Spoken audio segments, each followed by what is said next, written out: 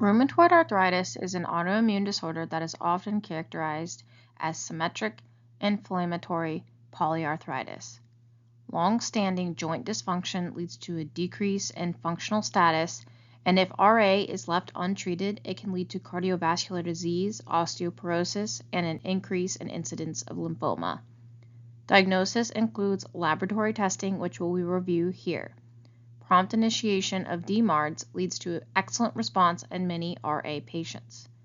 Chief complaints of RA patients will include joint pain worse in the morning, lasting greater than 1 hour in duration, localized to metatarsophalangeal or MTP, and proximal interphalangeal PIP joint pain. Elevated ESR or SED rate can point to an underlying inflammation. Serology for anti-citrullinated peptide antibodies, which is the most sensitive, and rheumatoid factor RF can confirm diagnosis. Plain radiographic films can show disease presence with periarticular osteopenia. Dramatic changes can be seen on plain film with advanced disease mirroring bony erosions, frequently at the ulnar styloid. If you would like to read more about the number of joints involved and for a clinical diagnosis, you can read more in the description of the video, and the sources are linked there. But for now, I want you to know the symptoms, significant lab values, and now treatment.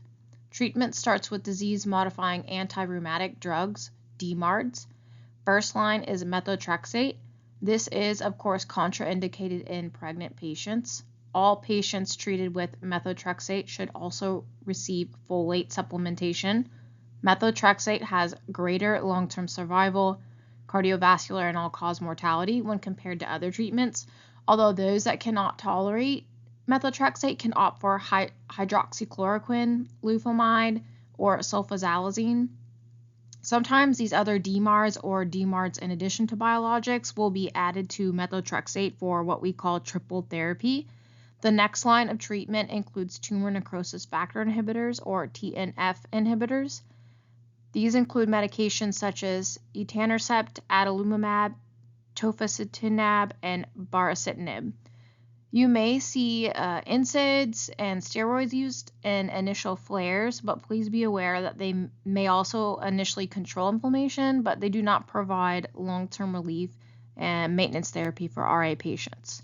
Specific or special populations include pregnant women. Hydroxychloroquine, sulfasalazine, azathioprine, and 6-mercaptopurine and colchicine are strongly recommended for pregnant patients. Hydroxychloroquine, sulfasalazine, and colchicine are okay for breastfeeding rheumatoid arthritis patients. There is one tumor necrosis factor inhibitor that is okay for pregnancy and breastfeeding, which is certolizumab.